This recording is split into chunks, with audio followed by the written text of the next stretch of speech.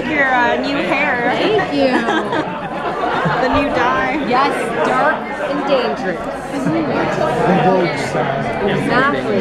And a little bit curly. Alright, sure.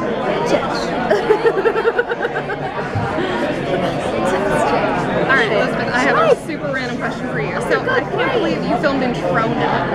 That is like the grossest city, like on the planet. No, I mean, like, no offense to them, I'm not gonna like tell anybody that, but as a kid we would drive by there and call it Stink Town because it was so disgusting. So what was it like?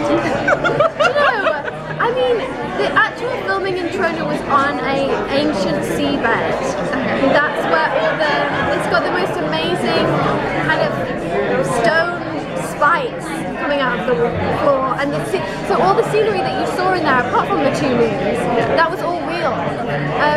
So the terrain out there was just amazing, but it was a heat wave in LA, so it was like 110 degrees, and we were almost guerrilla shooting where we would just go from one. There was so much in that episode. Ladies of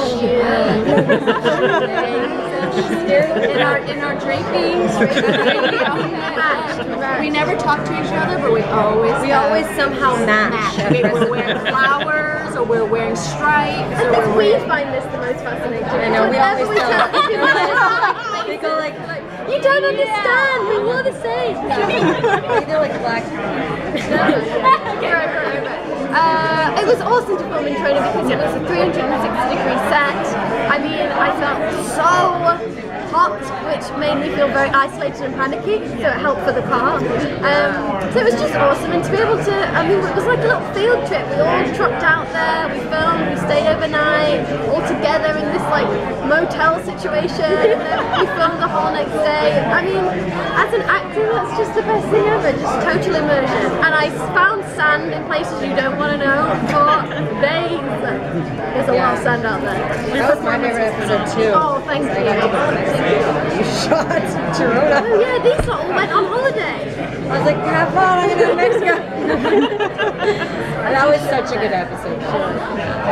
What changes have you gone through this season? I mean, obviously at the end of last season, things are very different for her. So how is she different? I think she's weirdly kind of gone back to her old ways of being Sky and kind of being a loner. But it's much darker. Thanks. Sorry, my back is hurting because I'm trying to. I still want my boobs to pop. I'm trying to stay really still. They're still there. But she's kind of gone back to being a loner, and she's kind of gone rogue and kind of separating herself from the two. Yeah, she is. She used to be in, like, I'm pretty sure, I think I have a van. Like, I think it's back to van. And she's sad. She's mourning.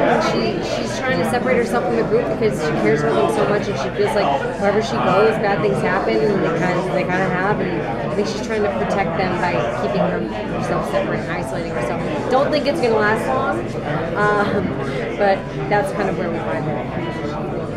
Sorry. The impression is that hunting, that's what it seems like. Yeah, they want to hunting food. She looks like low budget now. Yeah. So is that emo kind of gothic look gonna stick, or was it just like a disguise, or? It's half disguise, half, we've discussed it with Jen, and she's always changing.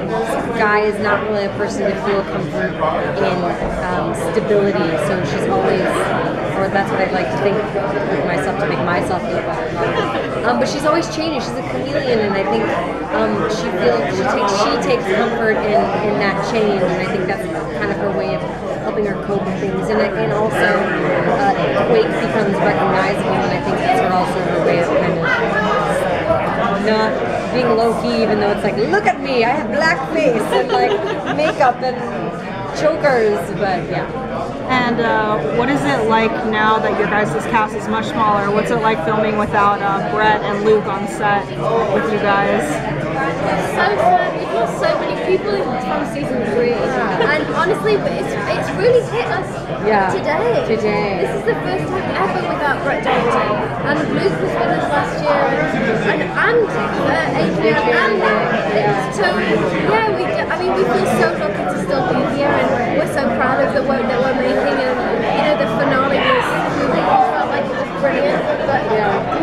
the sad thing is you do lose members of your family generally. So It feels like a new show. This season, this Comic Con feels a lot more like season 1. There's like a new energy behind the show. You know, a lot of the storylines from season 1 really ended and really finished themselves in the finale, and we're kind of on a new chapter of S.H.I.E.L.D. and that energy is kind of we felt that here today. Elizabeth, finally, we saw Fitz and Simmons get together, find happiness with each other. But of course, in a mutant enemy show, happy couples are never happy very long. I know. Are you are you campaigning behind the scenes to kind of preserve their joy for as long as possible? Yes, I just think they should just be fine. Yeah, I mean,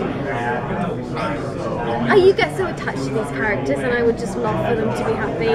But it's a show, and it's a mutant enemy show, and so you have to do what's best for the story and to push things forward. I think we're going to see them face new challenges, and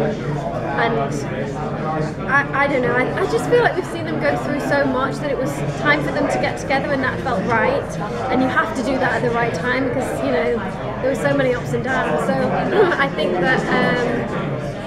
I'm campaigning for them to be good, but I also want good TV for everyone to watch. I think good TV would be you guys having twins and going to the movies. One nice storyline, so we could be that. Grocery shopping would be so cute. Just like a whole episode. Yeah. Where you're like, can you change that? Yeah. Think about it, Megan. Think about it. Thank you so much. Thank you.